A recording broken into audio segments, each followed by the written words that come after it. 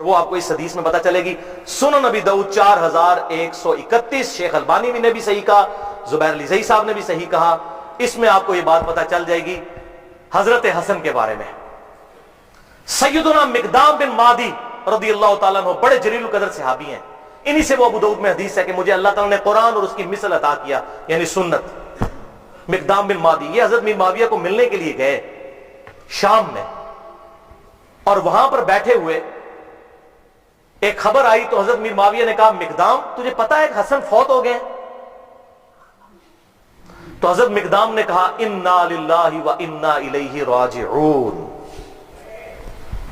ایک مسلمان کے مرنے پہ یہی کرنا چاہیے نا. لیکن حضرت حسن فوت نہیں ہوئے تھے، قتل کیے گئے تھے. المصنف ابن ابی شیبہ میں موجود ہے انٹرنیشنل نمبر کے مطابق 37,359، اور المستدرک الحاکم میں پورا چیپٹر ہے حضرت حسن کو زہر دیا گیا تھا. وہ زہر کیوں دیا وہ آپ کو پتا چل جائے گا.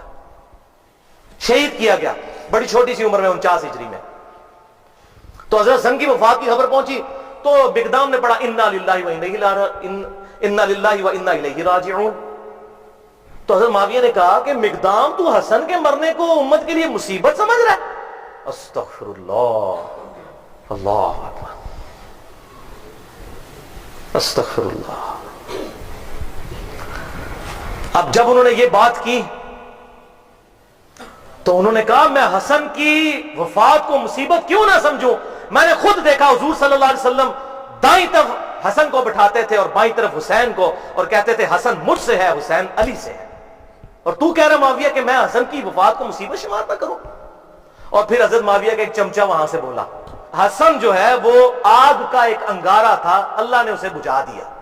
اللہ، یہ او خدا کے لیے میرے شیعہ دوستو سمجھو یہ کون سی پارٹی ہے جو صحابہ کے بارے میں بکواس کرتی ہے. اگر آپ واقعی شیعہ نے علی، آئی ایم شیعہ پولیٹیکلی، جیسے امام شافعی نے فرمایا تھا اہل بیت کی محبت کا نام رافضی ہونا ہے تو میں رافضی ہوں. رافضی صحابہ کرام پر لعنت نہ کرے کوئی شیعہ، وہ تو حضرت علی کا ماننے والا ہی نہیں، وہ شیعہ علی ہے ہی نہیں، وہ شیعہ معاویہ ہے. تو یہ دیکھیں وہ چمچہ کہتا ہے حسن آگ کا انگارہ تھا، اللہ نے بجھا دیا. اللہ اکبر. مقدام نے کہا اللہ کی قسم معاویہ تو نے میرے دل کو آگ لگا دی ہے، میں اس وقت تک یہاں سے نہیں اٹھوں گا جب تک کہ تجھے آگ نہ لگا دوں. یہ ہے انڈر پروٹیسٹ اور اعلان حق جابر حکمران کے سامنے غلط بات کو غلط کہنا. میں تجھے آگ لگا کے یہاں سے اٹھوں گا. معاویہ اللہ کی قسم اگر میں جھوٹ بولوں مجھے یہاں پر ٹوک دینا، اگر میں سچ کہوں تو مجھے بتا دینا. سن معاویہ میں تجھے اللہ کی قسم دے کے پوچھتا ہوں کیا رسول اللہ نہیں فرمایا تھا کہ سونا مرد کے لیے حرام ہے؟ حضرت معاویہ نے کہا ہاں کہا تھا. اللہ کی قسم دے کر پوچھتا ہوں کیا حضور صلی اللہ علیہ وسلم نے مرد کے لیے ریشم کو حرام نہیں فرمایا؟ انہوں نے کہا ہاں کہا تھا. اللہ کی قسم دے کر پوچھتا ہوں کہ آپ صلی اللہ علیہ وسلم نے درندوں کی کھالیں اور متکبرانہ لباس اور درندوں کے اوپر سواری کرنے کو حرام نہیں فرمایا تھا؟ حضرت معاویہ نے کہا ہاں کہا تھا. ان کا معاویہ یہ تینوں کام تیرے گھر میں ہوتے ہیں، تینوں آرام کام ہوتے ہیں تیرے گھر میں. وہ جو میں نے کہا نا انڈر پروٹیسٹ. حضرت معاویہ نے کہا مقدام مجھے پہلے ہی پتا تھا میں باتوں میں تجھ سے جیت نہیں سکتا. تجھے سانو حدیث سناندے ہو جی امام حنیفہ کے مقابلے نبی دی حدیث آ جائے، ایتھے ویکھو اتنا ہی کافی ہے. تو انہوں نے جب یہ حدیث بیان کی پھر کہا کہ لاؤ مقدام کو کچھ مال دو. اتنا لا کے ڈھیروں مال دیا گیا. حضرت مقدام نے وہیں غریب لوگوں میں اس کے سامنے تقسیم کیا. ان کا مجھے مال کی حاجت نہیں، میں نے جو حق ادا کرنا تھا وہ کر دیا. یہ تھا بات بھائی. حسن انگارہ کیوں تھا ان کے لیے؟ صلح حسن ایک ٹریٹی کے تحت، ایک معاہدے کے تحت ہوئی تھی جس میں بڑی بڑی شرطیں یہ تھیں کہ معاویہ تم اپنے مرنے کے بعد امت کو شورا پر چھوڑو گے جس طرح کہ شیخین نے چھوڑا تھا، ابوبکر عمر نے. اپنا خلیفہ کسی کو خود نامزد نہیں کرو گے، اپنی اولاد میں نہیں کرو گے، اور مال فہ میں سے اور مال غنیمت میں سے جو حصہ اہل بیت کو ملتا ہے قرآن کی روح سے مال غنیمت کا وہ ملتا رہے گا. اسی طریقے سے تم جو ہے وہ میرے باپ کے اوپر ممبروں پر لعنت نہیں کرو گے، کیونکہ پہلے سے لعنت شروع ہوگی. شام کے گورنر تھے وہیں سے لعنت شروع کی تھی، یہ ختم کرو گے. لیکن کسی بات پر عمل نہیں ہوا. الٹیمیٹلی پھر انجام کیا ہوا وہ صحیح بخاری کے اندر حدیث ہے، 7109 نمبر حدیث. حضرت حسن کو حضور صلی اللہ علیہ وسلم نے اپنی گود میں اٹھایا ہوا تھا. ٹھیک ہے. اور یہ حدیث شروع یہ ہوتی ہے کہ جب حضرت علی کی شہادت کے بعد لوگوں نے حضرت حسن کو خلیفہ چنا. یہ بھی یاد رکھیے حضرت علی نے حضرت حسن کو خلیفہ نہیں بنایا. حضرت علی نے اپنا خلیفہ کسی کو نہیں بنایا، سنی شیعہ کتابوں دونوں میں لکھا ہے، انہوں نے کہا میں یہ وزن نہیں اٹھاؤں گا، میں امت کو اسی طرح چھوڑ کے جا رہا ہوں، اپنا خلیفہ خود چننا، جس طرح حضور کی وفات کے بعد ہم نے ابو بکر کو چنا تھا، میں نے نہیں کسی کو بتانا۔ پھر لوگوں نے مشورہ کر کے حضرت حسن کو چنا۔ حضرت حسن نے 40,000 کا لشکر لے کے آئے، صحیح بخاری 7,109، سامنے سے حضرت میر معاویہ عمر بن عاص کہتے ہیں کہ معاویہ یہ تو وہ لشکر ہے جس نے موت پہ بیعت کی ہے، یہ تو ہماری تکہ بوٹی کر دے گا۔ تو حضرت معاویہ نے کہا پھر کیا کریں؟ ان کا صلح کرو حسن کے ساتھ، اس کے بغیر چارہ نہیں ہے۔ اچھا، انہوں نے پھر کہا ٹھیک ہے صلح کر لیتے ہیں، صلح آفر کرتے ہیں، اور سورۃ الانفال کے اندر یہ موجود ہے کہ اگر کافر بھی میدان جنگ میں صلح کی آفر کرے تو جنگ روک دو۔ حضرت حسن کو بھیجا صلح کے لیے، حضرت حسن رضی اللہ تعالیٰ عنہ نے وہ صلح قبول کر لی اور ان کے حق میں دستبردار ہو گئے۔ کیوں؟ کہ میں ان کو فری ہینڈ دے دوں، جو یہ کہتے ہیں نا قاتلین عثمان سے بدلہ لینا ہے، تو آپ لے کر بتائیں جو ان کے زوم میں ہے وہ بتا دیں۔ یہ نہ کہ میرے پاس خلافت نہیں تھی تو میں خلافت حوالے کرتا ہوں، اور حضور صلی اللہ علیہ وسلم کے الفاظ وہاں پر پھر وہ تابعی 7,109 کہ حضور نے حضرت حسن کو گود میں اٹھا کر کہا تھا میرا یہ بیٹا سید ہے، اس کی وجہ سے اللہ تعالیٰ مسلمانوں کے 2 گروہوں میں صلح کروا دے گا، اس کی وجہ سے، یعنی یہ قربانی دے گا۔ حضرت امیر معاویہ نے قربانی نہیں دی ہے، حضرت حسن نے اس کا اس کی وجہ سے 2 گروہوں میں صلح کروا دے گا۔ الحمدللہ حضرت حسن نے فری ہینڈ دیا کہ بھائی آپ دیکھ لیتے ہیں، آپ کا دعویٰ تھا نا، وہ جس طرح آج کل ہے جی وہ کہتا ہے جی مجھے حکومت دو، کہتا ہے مجھے حکومت دو، یہ لو جی حکومت پڑی، آپ کر کے بتاؤ، لگ پتہ جائے گا۔ لیکن پھر 20 سال تک، یہ 41 ہجری میں واقعہ ہوا، اور حضور کی پریڈکشن پوری ہوئی کہ 30 سال تک خلافت علی منہاج النبوہ جو میں نے بیان کیا ابو داؤد ترمذی اور مسند احمد سے، وہ پورے ہوئے۔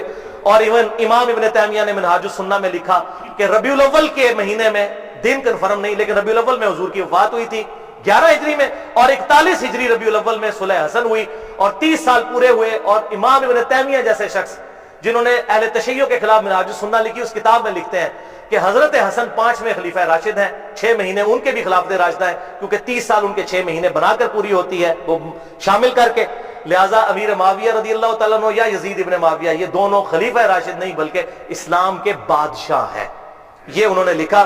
بھائیو، یہ 20 سال تک کسی شرط پر عمل نہیں ہوا، بلکہ اسی طریقے سے ممبروں پر حضرت علی کو گالیاں نکالی جاتی رہیں، اور پھر جاتے جاتے وہ ٹرننگ پوائنٹ آیا کہ حضرت حسن کے ساتھ جو صلح کا معاہدہ تھا توڑا، اور وفات سے 4 سال پہلے خلیفہ کی بیعت، اپنے بیٹے کی بیعت لینی شروع کر دی کہ میرے مرنے کے بعد یہ خلیفہ بنے گا۔